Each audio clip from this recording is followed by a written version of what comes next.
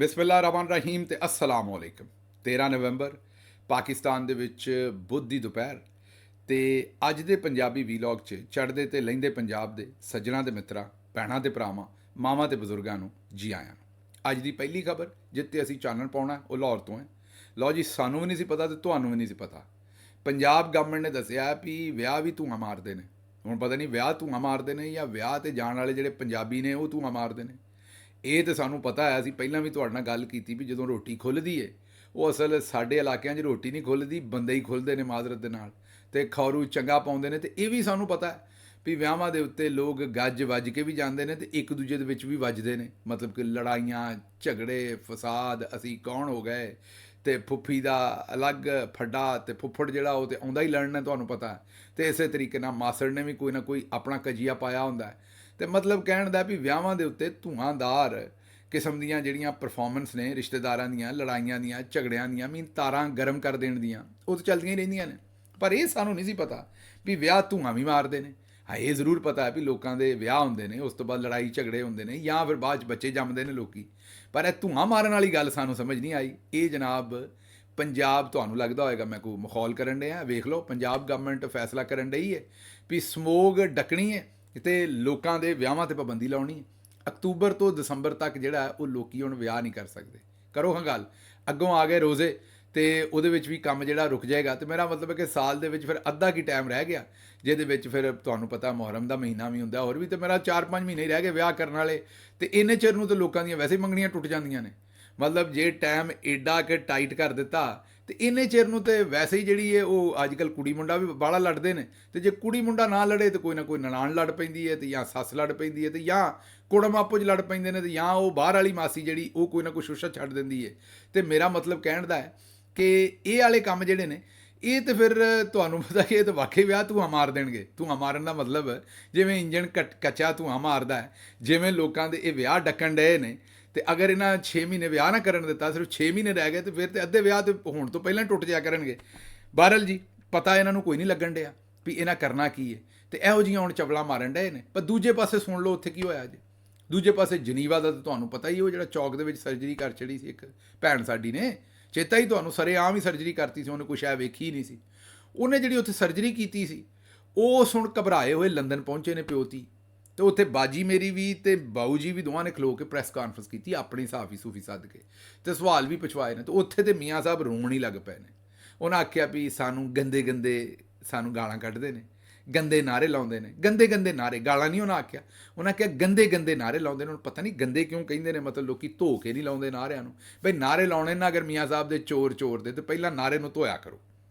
ਪਹਿਲਾਂ ਨਾਅਰਾ ਜਿਹੜਾ ਹੈ ਨਾ ਉਹਨੂੰ ਸ਼ੈਂਪੂ ਸ਼ੈਂਪੂ ਦੇ ਨਾਲ ਧੋਇਆ ਕਰੋ। ਮੀਆਂ ਸਾਹਿਬ ਨੇ ਜਿਹੜਾ ਚੋਰ ਕਹਿਣਾ ਨਾ, ਉਹ ਚੋਰ ਨੂੰ ਪਹਿਲਾਂ ਸ਼ੈਂਪੂ ਨਾਲ ਧੋਇਆ ਕਰੋ, ਪਹਿਲਾਂ ਉਹਨੂੰ ਖੁਸ਼ਬੂ ਵਗੈਰਾ ਲਾਇਆ ਕਰੋ, ਉਹਨੂੰ ਸੋਹਣੇ ਬੜੇ ਕੱਪੜੇ, ਉਹਦੀ ਬਨੈਨ ਸ਼ਨੈਨ ਵੀ ਧੋਇਆ ਕਰੋ ਉਹਦੀ ਨਾ, ਉਸ ਨਾਅਰੇ ਦੀ। ਇਹ ਤਾਂ ਚੰਗੀ ਗੱਲ ਨਹੀਂ ਕਿ ਤੁਸੀਂ ਗੰਦੇ ਗੰਦੇ ਨਾਅਰੇ ਲਾਉਂਦੇ ਹੋ ਮੀਆਂ ਸਾਹਿਬ ਦੇ ਮਗਰ। ਉਹਨਾਂ ਦੇ ਇਤਰਾਜ਼ ਸੁਣ ਲਓ। ਉਹਨਾਂ ਆਖਿਆ ਜੀ ਕਿ ਗੰਦੇ ਆਂਡੇ ਮਾਰਦੇ ਨੇ। ਬਈ ਆਂਡੇ ਪਹਿਲਾਂ ਚੈੱਕ ਕਰਕੇ ਮਾਰਦੇ ਨੇ, ਇੰਜ ਨਹੀਂ ਕਰਨਾ। ਆਂਡੇ ਚੈੱਕ ਕਰਕੇ ਮਾਰਦੇ ਨੇ। ਪਹਿਲਾਂ ਆਂਡਿਆਂ ਦੀ ਦਰਜਨ ਲਿਆਂਦੀ, ਚਲੋ ਸਾਰੇ ਨਹੀਂ ਅਗਰ ਤੁਸੀਂ ਭੰਨ ਸਕਦੇ, ਇੱਕ ਅੱਧਾ ਵਿੱਚੋਂ ਭੰਨ ਕੇ ਚੈੱਕ ਕਰ ਲਿਆ ਵੀ ਆਂਡਾ ਗੰਦਾ ਤਾਂ ਨਹੀਂ। ਉਹ ਕੰਮ ਭਾਵੇਂ ਗੰਦੇ ਕਰਨ ਮੀਆਂ ਸਾਹਿਬ ਹੋਣੀ, ਪਰ ਤੁਸਾਂ ਆਂਡਾ ਉਹਨਾਂ 'ਤੇ ਗੰਦਾ ਨਹੀਂ ਮਾਰਨਾ। ਇਹ ਮੇਰੀ ਗੱਲ ਚੇਤੇ ਰੱਖਿਓ, ਜੇ ਦੰਦ ਨਾ ਕੱਢੋ। ਜਿਹੜੀ ਮੈਂ ਗੱਲ ਕਰਨ ਡਿਆ ਗੌਰ ਨਾਲ ਸੁਣੋ, ਪਹਿਲਾਂ ਆਂਡਾ ਚੈੱਕ ਕਰ ਲੈਣਾ, ਠੀਕ ਹੈ। ਉਸ ਤੋਂ ਬਾਅਦ ਮੀਆਂ ਸਾਹਿਬ ਨੇ ਆਖਿਆ ਵੀ ਟਮਾਟਰ ਵੀ ਮਾਰਦੇ ਨੇ। ਹੁਣ ਇਹ ਨਹੀਂ ਮੈਨੂੰ ਪਤਾ ਵੀ ਟਮਾਟਰ ਕਿਤੇ ਕੱਚੇ ਮਾਰ ਦਿੱਤੇ ਨੇ ਅਤੇ ਉਹਨਾਂ ਦੀ ਸੱਟ ਬਹੁਤੀ ਲੱਗੀ, ਪੱਕਾ ਟਮਾਟਰ ਹੈ। ਬਹਰਹਾਲ ਮੈਂ ਤਾਂ ਤੁਹਾਨੂੰ ਹਮੇਸ਼ਾ ਆਨਾ ਵੀ ਨਾ ਆਂਡੇ ਮਾਰਨੇ ਨੇ ਨਾ ਟਮਾਟਰ ਮਾਰਨੇ ਨੇ। ਉਹਦੀ ਵਜ੍ਹਾ ਇਹਦੇ ਨਾਲ ਤੁਸੀਂ ਲਵੋਗੇ ਕਾਨੂੰਨ ਨੂੰ ਹੱਥ 'ਚ। ਮੈਂ ਤਾਂ ਤੁਹਾਨੂੰ ਹਮੇਸ਼ਾ ਇੱਕੋ ਹੀ ਗੱਲ ਦੱਸਣਾ ਵੀ ਕਾਨੂੰਨ ਨੂੰ ਹੱਥ 'ਚ ਨਹੀਂ ਲੈਣਾ। ਜਿਹੜੇ ਮੁਲਕ 'ਚ ਰਹਿਣਾ, ਕਾਨੂੰਨ ਦੇ ਵਿੱਚ ਰਹਿੰਦਿਆਂ ਇਹਨਾਂ ਦੀ ਲੰਬ ਕੱਢਣੀ ਹੈ। ਉਹ ਕਿਸ ਤਰ੍ਹਾਂ ਕੱਢੀ ਜਾ ਸਕਦੀ? ਉਹ ਮੂੰਹ ਦੇ ਨਾਲ। ਅੱਛਾ, ਤੁਹਾਨੂੰ ਲੱਗਦਾ ਮੂੰਹ ਦੇ ਨਾਲ ਇਹਨਾਂ ਨੂੰ ਅਸਰ ਨਹੀਂ ਹੁੰਦਾ? ਲਓ ਜੀ, ਜੇ ਅਸਰ ਨਾ ਹੁੰਦਾ ਹੋਵੇ ਤਾਂ ਪੈਸੇ ਵਾਪਸ ਹੈ। ਸੁਣੋ ਜ਼ਰਾ ਮੀਆਂ ਸਾਹਿਬ ਕੀ ਰੋਣ ਡਏ ਨੇ। ਇਹ ਸਾਰੀਆਂ ਮੂੰਹ ਦੀਆਂ ਗੱਲਾਂ ਹੀ ਨੇ। ਉਹ ਭੈਣ ਸਾਡੀ ਨੇ ਜਿਹੜੀ ਮੂੰਹ ਨਾਲ ਸਰਜਰੀ ਕੀਤੀ ਨਾ, ਕੱਲੀ ਪਾਕਿਸਤਾਨ ਦੀ ਧੀ ਨੇ, ਉਹਨੇ ਇਹ ਪੂਰੇ ਪਟਵਾਰੀ ਸਾਰੇ ਹੀ ਤੇ ਨਾਲ ਇਹਨਾਂ ਦੇ ਲੀਡਰ ਲੰਮੇ ਪਾ ਛੜੇ ਨੇ। ਇਸ ਤਰ੍ਹਾਂ ਸੁਣੋ ਮੀਆਂ ਸਾਹਿਬ ਕਹਿੰਦੇ ਕੀ ਨੇ।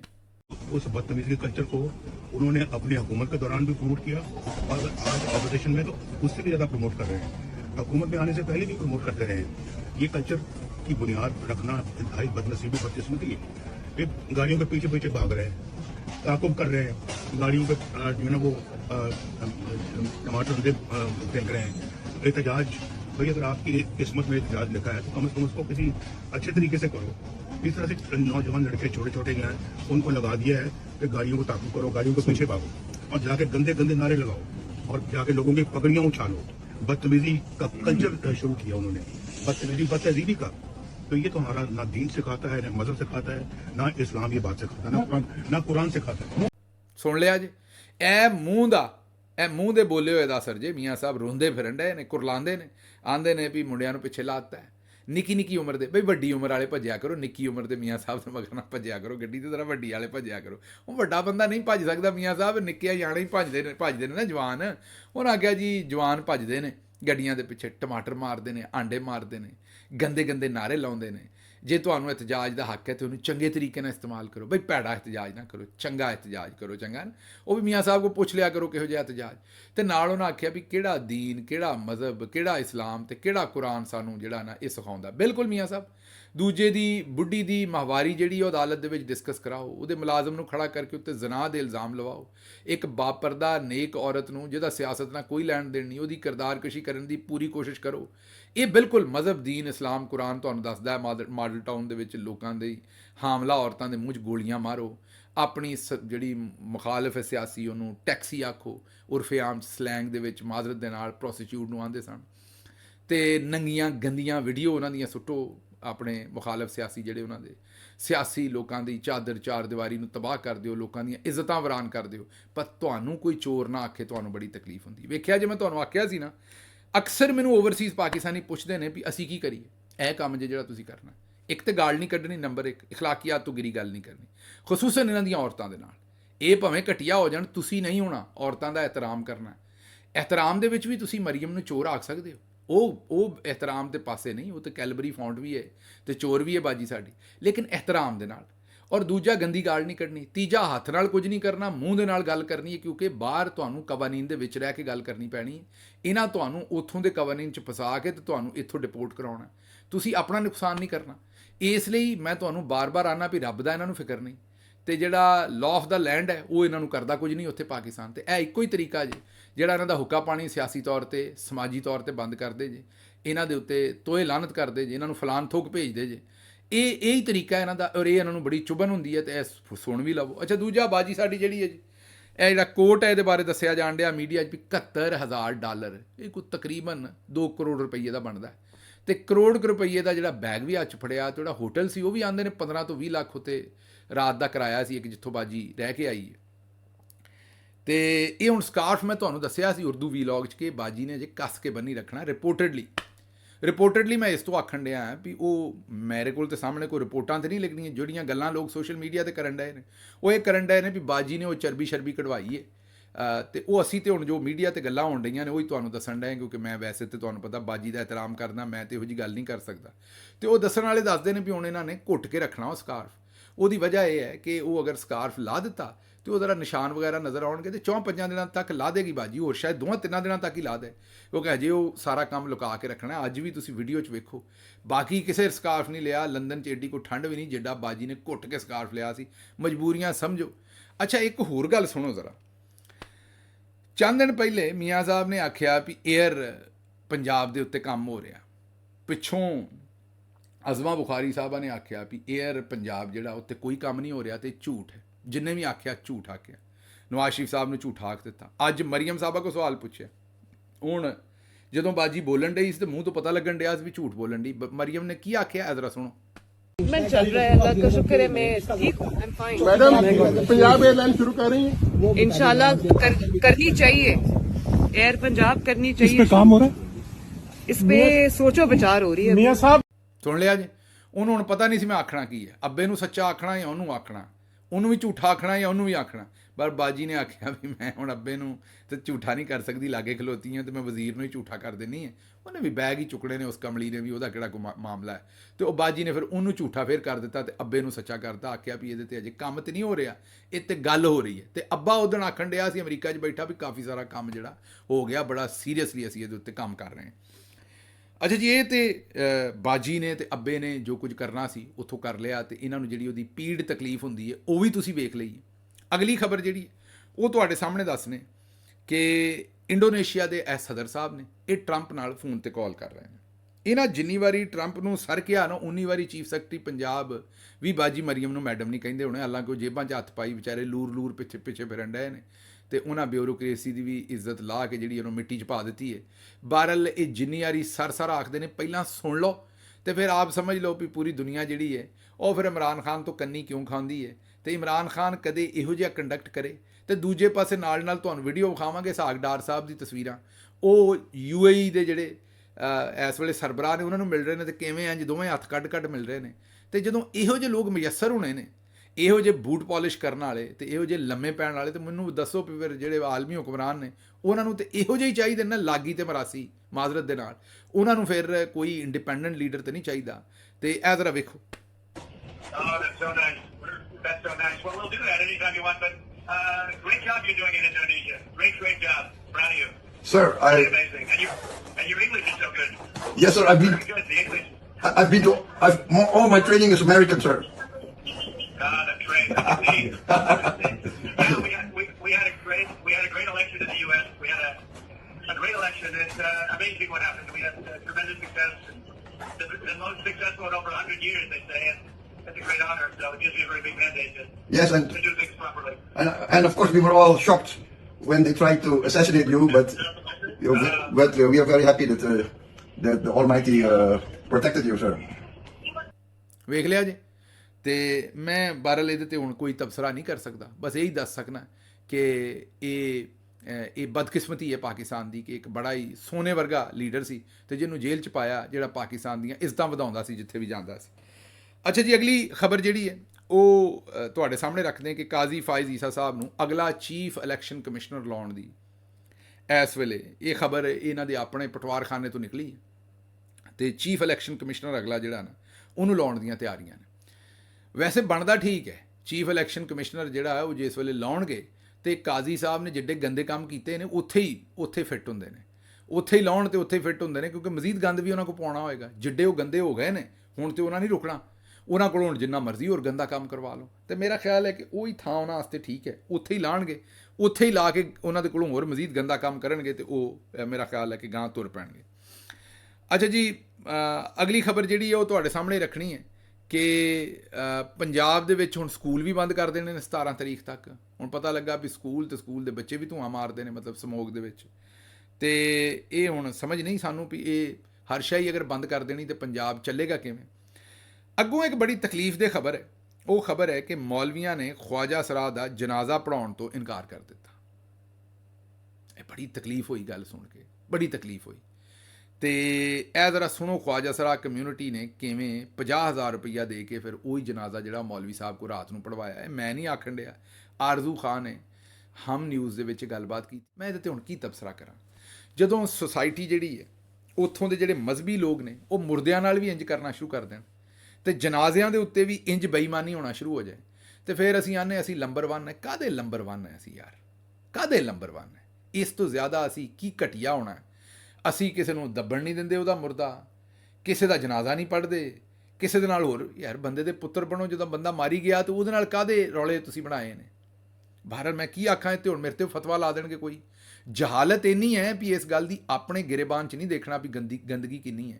ਇਹ ਅਸੀਂ ਗੱਲ ਕਰਾਂਗੇ ਨਾ ਇਹਦੇ ਉੱਤੇ ਵੀ ਫਤਵੇ ਸ਼ੁਰੂ ਹੋ ਜਾਣੇ ਨੇ। ਇਸ ਜਹਾਲਤ ਦੀ ਕੋਈ ਸਮਝ ਨਹੀਂ ਹੈ ਵੀ ਇਹਨੂੰ ਖਤਮ ਕਰੀਏ ਤੇ ਕਿਹੜੇ ਪਾਸੇ ਜਾਈਏ ਤੇ ਕਿਸ ਤਰ੍ਹਾਂ ਲੋਕਾਂ ਨੂੰ ਸਮਝਾਈਏ ਵੀ ਰੱਬ ਨੇ ਜਿਹੜੇ ਬੰਦੇ ਪੈਦਾ ਕੀਤੇ ਨੇ ਉਹਨਾਂ ਦੇ ਕੁਝ ਹਕੂਕ ਨੇ ਤੁਹਾਡੇ ਤੇ, ਉਹ ਹਕੂਕ ਪੂਰੇ ਕਰੋ। ਰੱਬ ਨੇ ਕਿਆਮਤ ਵਾਲੇ ਦਿਨ ਤੁਹਾਨੂੰ ਪੁੱਛਣਾ ਹੈ ਤੁਸੀਂ ਉਹ ਹਕੂਕ ਪੂਰੇ ਨਾ ਕੀਤੇ ਤੇ। ਅੱਛਾ ਜੀ, ਅਗਲੀ ਖਬਰ ਹੈ ਕਿ ਇੰਡੀਆ ਨੇ ਕ੍ਰਿਕਟ ਚੈਂਪੀਅਨ ਟਰਾਫੀ ਲਈ ਪਾਕਿਸਤਾਨ ਆਉਣ ਤੋਂ ਇਨਕਾਰ ਕਰ ਦਿੱਤਾ ਹੈ। ਪਾਕਿਸਤਾਨ ਨੇ ਹੁਣ ICC ਨੂੰ ਸ਼ਿਕਾਇਤ ਲਾਉਣ ਵਾਸਤੇ ਖਤ ਲਿਖਿਆ ਹੈ, ਪਰ ਉਸ ਸ਼ਿਕਾਇਤ ਦਾ ਕੋਈ ਫਾਇਦਾ ਨਹੀਂ ਹੋਣਾ। ਤੇ ਦੂਜੇ ਪਾਸੇ ਕਿਸੇ ਵੇਲੇ ਕੀ ਅਰੂਜ ਸੀ, ਗੌਰ ਕਰੋ ਵੀ ਜਿਸ ਵੇਲੇ ਇਮਰਾਨ ਖਾਨ ਕੈਪਟਨ ਸੀ ਤੇ ਉਸ ਵੇਲੇ ਪਾਕਿਸਤਾਨ ਇਨਕਾਰ ਕਰਦਾ ਹੁੰਦਾ ਸੀ ਵੀ ਅਸੀਂ ਨਹੀਂ ਖੇਡਣ ਜਾਣਾ। ਅੱਜ ਅਸੀਂ ਇੰਨੇ ਕੁ ਨੰਬਰ 1 ਹੋ ਗਏ। ਹੁਣ ਪਾਕਿਸਤਾਨ ਹਿੰਦੁਸਤਾਨ ਕੋਲ ਵੀ ਵਜ੍ਹਾ ਹੋਣੀ, ਉਹਨਾਂ ਆਖਣਾ ਜੀ ਰੋਜ਼ ਤੇ ਤੁਹਾਡੇ ਪਟਾਕੇ ਚੱਲਦੇ ਨੇ, ਕਦੀ ਕੋਇਟੇ ਤੇ ਕਦੀ ਕਿਤੇ ਨਾ, ਤੁਹਾਡੇ ਕੋਲੋਂ ਤੇ ਚੀਨ ਵਾਲੇ ਨਹੀਂ ਸੰਭਾਲੇ ਜਾਂਦੇ। ਹੁਣ ਤੇ ਚੀਨ ਦੇ ਸਫੀਰ ਨੇ ਕਹਿ ਦਿੱਤਾ ਦੁਬਾਰਾ, ਅੱਜ ਦੀ ਫਿਰ ਸਟੇਟਮੈਂਟ ਹੈ ਵੀ ਉਹਨਾਂ ਨੂੰ ਬੜੀ ਤਸ਼ਵੀਸ਼ ਹੈ ਪਾਕਿਸਤਾਨੀਆਂ ਦੀ, ਆਪਣੇ ਪਾਕਿਸਤਾਨ ਦੇ ਵਿੱਚ ਚੀਨੀ ਸ਼ਹਿਰੀਆਂ ਦੀ ਸਿਕਿਉਰਿਟੀ ਦੀ। ਪਿਛਲੇ ਦਿਨਾਂ ਵੀ ਜੋ ਕੁਝ ਇਸਾਕ ਡਾਰ ਸਾਹਿਬ ਨੇ ਕੀਤਾ ਔਰ ਅੱਗੋਂ ਚੀਨੀ ਸਫੀਰ ਨੇ ਕਿਹਾ ਔਰ ਜਵਾਬੇ ਸ਼ਿਕਵਾ ਜੋ ਕੁਝ ਹੋਇਆ ਉਹ ਤੁਹਾਨੂੰ ਚੇਤੇ ਹੀ ਹੈ। ਇਹਨਾਂ ਹਾਲਾਤ 'ਚ ਜਿਸ ਵੇਲੇ ਚੀਨ ਸਾਡੇ ਨਾਲ ਪੈਰ ਲਾਉਣ ਨੂੰ ਤਿਆਰ ਨਹੀਂ ਤੇ ਹਿੰਦੁਸਤਾਨ ਆਖੇਗਾ ਵੀ ਤੁਸੀਂ ਮਹਿਫੂਜ਼ ਹੀ ਨਹੀਂ ਹੈਗੇ। ਤੇ ਸਾਡੀ ਕਿਉਂਕਿ ਤਵੱਜੋ ਸਾਰੀ ਦੀ ਸਾਰੀ ਪਾਕਿਸਤਾਨ ਤਹਿਰੀਕ ਇਨਸਾਫ ਨੂੰ ਫਿੱਟ ਕਰਨ 'ਤੇ ਹੈ ਤੇ ਅਸੀਂ ਫਿਰ ਹੋਰ ਕੋਈ ਕੰਮ ਕਿਉਂ ਕਰਨਾ ਤੇ ਕਿਵੇਂ ਕਰਨਾ। ਅੱਛਾ ਜੀ, ਅਗਲੀ ਖਬਰ ਜਿਹੜੀ ਹੈ ਉਹ ਸ਼ਰਜੀਲ ਮੇਮਨ ਸਾਹਿਬ ਨੇ ਇੱਕ ਚੈਨਲ ਬਣਾਇਆ ਹੋਇਆ ਅੱਜ ਕੱਲ੍ਹ, ਉਹਨਾਂ ਦੇ ਚੈਨਲ ਦੇ ਉੱਤੇ ਕੋਈ ਐਸਾ ਕੰਮ ਚੱਲਿਆ ਜਿਹੜਾ ਚੌਧਰੀ ਸਾਹਿਬ ਨੂੰ ਪਸੰਦ ਨਾ ਆਇਆ, ਉਹ ਡਾਲਿਆਂ ਦੇ ਉੱਤੇ ਆਏ। ਉਹਨਾਂ ਨੇ ਜਨਾਬ ਉਹਨਾਂ ਦੇ ਜਿਹੜੇ ਪ੍ਰੋਡਿਊਸਰ ਵਗੈਰਾ ਸਨ, ਉਹਨਾਂ ਦਾ ਅਮਲਾ ਸੀ, ਐਂਕਰ ਨੂੰ ਛੱਡ ਦਿੱਤਾ। ਬਾਕੀ ਅਮਲੇ ਸਾਰੇ ਨੂੰ ਉਹਨਾਂ ਯਰਗਮਾਲ ਬਣਾ ਲਿਆ ਤੇ ਉਹਨਾਂ ਦੀ ਚੰਗੀ ਠੁਕਾਈ ਕੀਤੀ, ਚੰਗੀ ਤੌਣੀ ਲਾਈ ਉਹਨਾਂ ਚੈਨਲ ਦੇ ਵਿੱਚ ਹੀ। ਤੇ ਚੰਗੀ ਤੌਣੀ ਲਾਉਣ ਤੋਂ ਬਾਅਦ ਤੇ ਉਹ ਚਲੇ ਗਏ। 2-4 ਘੰਟੇ ਉਹਨਾਂ ਤੌਣੀ ਛੌਣੀ ਲਾਈ, ਬੰਦਿਆਂ ਨੂੰ ਘੇਰੀ ਰੱਖਿਆ, ਚਪੇੜਾਂ ਛੁਪੜਾਂ ਛੱਡੀਆਂ ਤੇ ਉੱਥੋਂ ਚਲੇ ਗਏ। ਇਹ ਹੁਣ ਸ਼ਰਜੀਲ ਮੇਮਨ ਸਾਹਿਬ ਜਿਹੜੇ ਨੇ ਬਿਲਾਵਲ ਜ਼ਰਦਾਰੀ ਦੇ ਬੜੇ ਕਰੀਬੀ ਆਦਮੀ ਨੇ, ਉਹ ਵੀ ਚੁੱਪ ਨੇ ਤੇ ਬਿਲਾਵਲ ਜ਼ਰਦਾਰੀ ਵੀ ਚੁੱਪ ਹੈ। ਤੇ ਹੁਣ ਕੋਈ ਨਾ ਕੋਈ ਮਸਖਰੀ ਕਰ ਦੇਗਾ ਬਿਲਾਵਲ ਜ਼ਰਦਾਰੀ, ਕਿਸੇ ਹੋਰ ਗੱਲ ਦੇ ਉੱਤੇ ਮਤਲਬ ਟਵੀਟ ਕਰ ਦੇਗਾ, ਇੱਧਰ ਨਹੀਂ ਬੋਲੇਗਾ। ਤੇ ਇਹ ਕੰਮ ਜੇ ਚੌਧਰੀ ਸਾਹਿਬ ਜਿਹੜੇ ਨੇ ਉਹ ਆਉਂਦੇ ਨੇ ਵੀ ਟਿਊਨਿੰਗ ਬੰਦਿਆਂ ਦੀ ਅਸੀਂ ਜਿਹੜੀ ਨਾ ਉੱਥੇ ਕਰ ਦੇਣੀ ਹੈ। ਤੇ ਨਦੀਮ ਮਲਿਕ ਸਾਹਿਬ ਨੇ ਸ਼ਾਇਦ ਜੱਜਾਂ ਦੇ ਉੱਤੇ ਗੱਲ ਕਰਦਿਆਂ ਕੋਈ ਰੇਲੂ ਕੱਟੇ ਦੀ ਗੱਲ ਕੀਤੀ ਹੈ। ਅਸੀਂ ਉਸ ਪਾਸੇ ਨੂੰ ਨਾ ਜਾਈਏ ਤੇ ਚੰਗਾ, ਚਲੋ ਜੱਜਾਂ ਨੂੰ ਰੇਲੂ ਕੱਟਾ ਕੀ ਆਖਣਾ, ਨਾ ਹੀ ਆਖੇ ਤੇ ਆਖੀਏ ਤੇ ਚੰਗਾ। ਤੇ ਬਿਲਾਵਲ ਸਾਹਿਬ ਨੇ ਮੇਰਾ ਖਿਆਲ ਕੋਈ ਦਾਵਤ ਦੇ ਦਿੱਤੀ ਹੈ ਵੀ ਪੰਜਾਬ ਤੇ ਪਖਤੂਨਖਵਾ ਵਾਲੇ ਕਰਾਚੀ ਆ ਜਾਣ ਸਮੋਕ ਦੀ ਵਜ੍ਹਾ ਤੋਂ। ਲਓ ਜਨਾਬ, ਜਿਹੜਾ ਤੁਸੀਂ ਉੱਥੇ ਚਾਨਣ ਕੀਤਾ ਹੈ ਨਾ, ਉਹ ਤੁਹਾਨੂੰ ਇਹ ਦੱਸ ਦਈਏ ਕਿ ਉੱਥੇ ਵੀ ਮਾਮਲਾਤ ਕੁਝ ਥੋੜ੍ਹੇ ਜਿਹੇ ਇਸੇ ਤਰ੍ਹਾਂ ਦੇ ਹੀ ਨੇ। ਕੋਈ ਇਹ ਨਹੀਂ ਕਿ ਪੰਜਾਬ ਦੇ ਵਿੱਚ ਉੱਥੇ ਜਿੱਥੇ ਚਲੇ ਜਾਣਾ ਹੈ ਤੇ ਉੱਥੇ ਬੜੇ ਮਾਮਲਾਤ ਜਿਹੜੇ ਨੇ ਉਹ ਕੋ ਬੜੇ ਠੀਕ ਨੇ ਤੇ ਇੱਥੇ ਉਹ ਮਾਮਲਾਤ ਬੜੇ ਖਰਾਬ ਨੇ। ਅੱਛਾ ਜੀ, ਸ਼ਾਹ ਮਹਿਮੂਦ ਕੁਰੈਸ਼ੀ ਸਾਹਿਬ ਨੇ ਇੱਕ ਟਵੀਟ ਕੀਤਾ। ਉਹਨਾਂ ਕਿਹਾ ਜੀ ਵਫਾ ਨਿਭਾਈ ਜਾਏਗੀ ਤੇ ਸਰੇਆਮ ਨਿਭਾਈ ਜਾਏਗੀ। ਇਹਦੇ 'ਚ ਬੜੀ ਸਤਾਇਸ਼ ਬਣਦੀ ਹੈ ਸ਼ਾਹ ਮਹਿਮੂਦ ਕੁਰੈਸ਼ੀ ਸਾਹਿਬ ਦੀ। ਉਹਦੀ ਵਜ੍ਹਾ ਹੈ ਕਿ ਸਾਰੇ ਆਂਦੇ ਸਨ ਵੀ ਉਹਨਾਂ ਜੇਲ੍ਹ ਨਹੀਂ ਕੱਟਣੀ, ਪਰਵੇਜ਼ ਇਲਾਹੀ ਸਾਹਿਬ ਜੇਲ੍ਹ ਨਹੀਂ ਕੱਟਣੀ, ਫਲਾਣੇ ਨੇ ਨਹੀਂ ਕੱਟਣੀ। ਇਹ ਜਿਹੜੇ ਬੰਦੇ ਜਿਹੜੇ ਜੇਲ੍ਹ ਕੱਟ ਗਏ ਨੇ, ਜਿਨ੍ਹਾਂ ਦੇ ਵਿੱਚ ਸਫੇ ਅਵਲ ਦੇ ਵਿੱਚ ਸ਼ਾਹ ਮਹਿਮੂਦ ਕੁਰੈਸ਼ੀ ਸਾਹਿਬ ਨੇ, ਫਿਰ ਉਹਨਾਂ 'ਚ ਉਮਰ ਚੀਮਾ ਸਾਹਿਬ ਨੇ, ਮੀਆਂ ਮਹਿਮੂਦ ਰਸ਼ੀਦ ਸਾਹਿਬ ਨੇ, ਯਾਸਮੀਨ ਰਾਸ਼ਦ ਸਾਹਿਬਾ ਨੇ, ਸੈਨੇਟਰ ਇਜਾਜ਼ ਚੌਧਰੀ ਸਾਹਿਬ ਨੇ, ਉਮਰ ਚੀਮਾ ਸਾਹਿਬ ਨੇ, ਮੈਂ ਪਹਿਲਾਂ ਵੀ ਆਖਿਆ। ਉਸ ਦੇ ਨਾਲ ਫਿਰ ਚੌਧਰੀ ਪਰਵੇਜ਼ ਇਲਾਹੀ ਸਾਹਿਬ ਨੇ ਜੇਲ੍ਹ ਕੱਟੀ, ਫਿਰ ਖਵਾਤੀਨ ਨੇ ਜਿਸ ਤਰ੍ਹਾਂ ਜੇਲ੍ਹ ਕੱਟੀ ਬਾਕੀਆਂ ਨੇ। ਇਹ ਜਿਹੜੇ ਲੋਕ ਨੇ ਨਾ ਇੱਕ ਤਾਰੀਖ ਰਕਮ ਕਰ ਦਿੱਤੀ। ਸ਼ਾਹ ਸਾਹਿਬ ਨੂੰ ਸਾਡਾ ਖਰਾਜ ਤਹਿਸੀਨ ਹੈ। ਜ਼ਾਹਿਰ ਹੈ ਇੱਕ ਪੁੱਤਰ ਵਾਲਾ ਦੁੱਖ ਵੀ ਉਹਨਾਂ ਨੂੰ ਲੱਭਾ, ਜਿਹੜਾ ਜੋ ਕੁਝ ਹੋਇਆ ਉਹ ਜੋ ਵੀ ਉਹਦੀ ਹਕੀਕਤ ਹੈ ਉਹ ਵਕਤ ਦੇ ਨਾਲ ਸਾਹਮਣੇ ਆਏਗੀ। ਲੇਕਿਨ ਸ਼ਾਹ ਮਹਿਮੂਦ ਕੁਰੈਸ਼ੀ ਸਾਹਿਬ ਵਫਾਦਾਰੀ ਨਿਭਾ ਰਹੇ ਨੇ। ਸਾਡਾ ਉਹਨਾਂ ਨੂੰ ਬੜਾ ਹੀ ਦਿਲ ਤੋਂ ਗੂੜਾ ਖਰਾਜ ਤਹਿਸੀਨ ਹੈ ਜੋ ਕੁਝ ਇਸ ਵੇਲੇ ਉਹ ਕਰ ਰਹੇ ਨੇ। ਅੱਛਾ ਜੀ, ਅਗਲੀ ਖਬਰ ਜਿਹੜੀ ਹੈ ਉਹ ਇਹ ਹੈ ਕਿ ਲਾਹੌਰ ਹਾਈ ਕੋਰਟ ਦੇ ਵਿੱਚ ਇੱਕ ਪਟੀਸ਼ਨ ਹੋਈ ਕਿ ਜੀ ਇਹ ਇੰਟੈਲੀਜੈਂਸ ਏਜੰਸੀਆਂ ਜਿਹੜੀਆਂ ਨੇ ਇਹ ਲੋਕਾਂ ਦੀਆਂ ਟੈਲੀਫੋਨ ਕਾਲਾਂ ਜਿਹੜੀਆਂ ਨੇ ਇਹ ਮੋਨੀਟਰ ਕਰ ਰਹੀਆਂ ਨੇ ਤੇ ਇਹਨਾਂ ਨੂੰ ਡੱਕਿਆ ਜਾਏ। ਉਹ ਜਸਟਿਸ ਆਲੀਆ ਨੀਲਮ ਸਾਹਿਬਾਂ ਨੇ ਸੁਣੀ। ਉਹਨਾਂ ਮੇਰਾ ਖਿਆਲ ਉਹਨੂੰ ਕੋਈ ਇਸ ਕਾਬਲ ਨਹੀਂ ਸਮਝਿਆ, ਉਹਨਾਂ ਉਹਨੂੰ ਨਿਪਟਾ ਦਿੱਤਾ। ਮੇਰਾ ਮਤਲਬ ਉਹਨਾਂ ਆਖਿਆ ਵੀ ਹੋਣ ਦਿਓ ਜੇ ਕਾਲਾਂ। ਇਹ ਤਾਂ ਨਹੀਂ ਉਹਨਾਂ ਆਖਿਆ ਵੀ ਹੋਣ ਦਿਓ, ਲੇਕਿਨ ਉਹਨਾਂ ਦੇ ਕਹਿਣ ਦਾ ਮਤਲਬ ਜਿਹਨੂੰ ਨਹੀਂ ਡੱਕਿਆ ਉਹਦਾ ਮਤਲਬ ਇਹ ਹੀ ਹੈ ਵੀ ਹੋਣ ਦਿਓ, ਕੋਈ ਐਸਾ ਮਸਲਾ ਨਹੀਂ। ਅੱਛਾ ਜੀ, ਫਿਰ ਮੁਹੰਮਦ ਮਾਲਿਕ ਸਾਹਿਬ ਨੇ ਰਾਣਾ ਤਨਵੀਰ ਸਾਹਿਬ ਕੋਲੋਂ ਇਹ ਗੱਲ ਪੁੱਛੀ ਹੈ। ਉਹ ਜ਼ਰਾ ਉਹਨਾਂ ਦੀ ਕੀ ਗੱਲਬਾਤ ਹੋਈ ਹੈ ਉਹ ਜ਼ਰਾ ਪਹਿਲਾਂ ਸੁਣ ਲਓ, ਫਿਰ ਉੱਤੇ ਤਬਸਰਾ ਕਰਨੇ। ਸੁਣੋ, ਉਹਨਾਂ ਆਖਿਆ ਵੀ 3 ਬੰਦੇ ਤੁਸੀਂ ਸੱਦੇ ਨੇ, ਉਹ 3 ਵੀ ਨਾ ਸੱਦੇ ਤੇ ਚੰਗਾ ਹੀ ਸੀ, ਉਹਦੇ ਨਾਲ ਸ਼ਰਮਿੰਦਗੀ होई है। इधर सुनो, आपने भी देखोगे वायरल हुआ हुआ वीडियो, मियां साहब का वो सारे चलते जा रहे हैं जनीवा के अंदर, वो 3 आदमी खड़े हुए हैं एक बैनर लेके। अब गिन के 3 आदमी हैं और जो बाद में वो वीडियो बनाने वाले का शुक्रिया भी अदा करता है। इससे ज्यादा लोगों ने तो काजी फाइज ईसा की गाड़ी पे हमला कर दिया था। 15-20 तो वहां लोग थे। 3 टाइम प्राइम मिनिस्टर, दिलों की धड़कन, 3 आदमी सड़क पे एक बैनर लेके खड़े हुए हैं। ये क्या, इससे आपको कुछ अंदाजा नहीं होता? नहीं, बड़ा अंदाजा है मुझे। आप जिस तरह बात करते हैं इस तरह की बात नहीं होती। जिनीवा में पाकिस्तानी कम्युनिटी इतनी नहीं है। आप बात करें कि जी अगर डेनमार्क में जाएं तो वहां पे आप सोचें कि वहां जो यूके है, लंदन है, मैनचेस्टर है, उनकी टोटल डिफरेंट सिचुएशन है। न्यूयॉर्क की डिफरेंट। सर 3 बंदे भी ना खिला दे, ये तो मेरी शर्मिंदगी है। 3 बंदे को जज्बा होगा। ਸੁਣ ਲਿਆ ਜੀ। ਉਹਨਾਂ ਰਾਣਾ ਤਨਵੀਰ ਸਾਹਿਬ ਨੂੰ ਕਿਹਾ ਵੀ ਕਿਉਂ ਸੱਦੇ ਸਨ ਉਹ 3 ਬੰਦੇ, ਪੂਰੇ 3 ਬੰਦੇ। ਉਹ ਜਦੋਂ ਭੈਣ ਸਾਡੀ ਨੇ ਉੱਥੇ ਸਵਿਟਜ਼ਰਲੈਂਡ ਦੇ ਵਿੱਚ ਸਰਜਰੀ ਕਰ ਛੱਡੀ ਸੀ, ਉਹਨਾਂ ਆਖਿਆ ਵੀ ਕਿਉਂ ਸੱਦੇ ਉਹ 3 ਬੰਦੇ। 3 ਵਾਰੀ ਵਜ਼ੀਰ ਆਜ਼ਮ ਰਿਹਾ ਬੰਦਾ ਤੇ 3 ਬੰਦੇ ਟੋਟਲ, 3 ਨਹੀਂ 4 ਸਨ। ਇੱਕ ਬੰਦਾ ਘੱਟ ਕਰ ਦਿੱਤਾ ਉਹਨਾਂ ਨੇ, ਮਾਲਿਕ ਸਾਹਿਬ ਨੇ। ਬੰਦਾ ਪੂਰਾ ਕਰੋ। 25% ਤੁਸੀਂ ਮੈਂਡੇਟ ਹੀ ਖੋਹ ਲਿਆ ਮੀਆਂ ਸਾਹਿਬ ਦਾ। ਮਤਲਬ ਚਲੋ ਕੋਈ 500-700 ਬੰਦਾ ਨਾ, ਉਹਦੇ 'ਚੋਂ ਤੁਸੀਂ ਕੋਈ 30-40 ਬੰਦੇ ਘੱਟ ਕਰ ਦਿਓ, ਸਮਝ ਆਉਂਦੀ। ਮਾਲਿਕ ਸਾਹਿਬ ਇੱਥੇ ਟੋਟਲ 4 ਬੰਦੇ ਸਨ, ਉਹਨਾਂ 'ਚੋਂ ਵੀ ਤੁਸੀਂ 1 ਘੱਟ ਕਰ ਦਿੱਤਾ, ਅਸੀਂ ਮਾਰੇ ਗਏ। ਪੂਰੇ 4 ਬੰਦੇ ਸਨ ਜੀ, 3 ਨਹੀਂ ਸਨ। ਜ਼ਿਆਦਤੀ ਨਾ ਕਰੋ ਮੀਆਂ ਸਾਹਿਬ ਦੇ ਨਾਲ। 25% ਮੈਂਡੇਟ ਹੀ ਤੁਸੀਂ ਤੇ ਮੀਆਂ ਸਾਹਿਬ ਦਾ ਚੁੱਕ ਦਿੱਤਾ। ਤੇ ਬਹਰਹਾਲ ਉਹਨਾਂ ਨੇ ਆਖਿਆ ਵੀ ਇਹ ਤੁਸੀਂ ਬੇਇੱਜ਼ਤੀ ਕਰਾਈ ਹੈ ਉਹਨਾਂ ਦੀ, ਇਸ ਨਾਲ ਤਾਂ ਬਿਹਤਰ ਸੀ ਉਹ ਨਾ ਕੰਮ ਕਰਾਉਂਦੇ। ਗੱਲ ਠੀਕ ਹੈ, ਕਈ ਵਾਰੀ ਬੰਦਾ ਚੁੱਪ ਰਵੇ, ਕੱਜਿਆ ਰਵੇ ਤਾਂ ਚੰਗਾ ਹੁੰਦਾ। ਇਹ ਕਿਸੇ ਵੇਲੇ ਢੱਕਣ ਚੁੱਕੋ ਤਾਂ ਫਿਰ ਜਿਹੜੀ ਸ਼ੈ ਅੰਦਰੋਂ ਨਿਕਲਦੀ ਉਹਦੇ ਨਾਲ ਬੰਦੇ ਦਾ ਆਪੇ ਬੇਇੱਜ਼ਤੀ ਪ੍ਰੋਗਰਾਮ ਹੋ ਜਾਂਦਾ। ਅੱਛਾ ਜੀ, lieutenant general retired Moazzam Ejaz ਸਾਹਿਬ ਨੂੰ institute of engineering and technology Multan ਦਾ ਕਾਇਮ ਮਕਾਮ ਵਾਈਸ ਚਾਂਸਲਰ ਬਣਾ ਦਿੱਤਾ। ਅੱਜ ਚੰਗਾ ਕੰਮ ਕੀਤਾ। ਵੇਖੋ ਨਾ ਕਿ ਬੇਰੁਜ਼ਗਾਰੀ ਜਿਹੜੀ ਮੁਲਕ ਦੇ ਵਿੱਚ ਬੜੀ ਹੈ ਤੇ ਜਿਹੜੇ ਆਪਣੇ ਲੈਫਟੀਨੈਂਟ ਜਨਰਲ ਸਾਹਿਬ ਨੇ, ਚਲੋ ਉਹਨਾਂ ਨੂੰ ਇੱਕ ਨੌਕਰੀ ਲੱਭੇਗੀ, ਕਾਂ ਆਪਣੇ ਬੱਚੇ ਪਾਲਣਗੇ। ਤੇ ਮਾੜੀ ਗੱਲ ਹੈ ਨਾ ਬੇਰੁਜ਼ਗਾਰ ਰਹਿਣ। ਤੇ ਇਹਦੇ ਨਾਲ ਨਾ ਮੁਲਕ ਗਾਂਹ ਤੁਰਨਾ ਸੀ, ਨਾ ਜਨਰਲ ਸਾਹਿਬ ਨੇ ਗਾਂਹ ਤੁਰਨਾ ਸੀ। ਤੇ ਮੇਰਾ ਖਿਆਲ ਹੈ ਇਹ ਚੰਗਾ ਕੰਮ ਕੀਤਾ। ਅੱਛਾ ਜੀ, ਲਓ ਫਿਰ ਮੈਨੂੰ ਹੁਣ ਇੱਥੋਂ ਦਿਓ ਇਜਾਜ਼ਤ ਤੇ ਰੱਬ ਰੱਖ।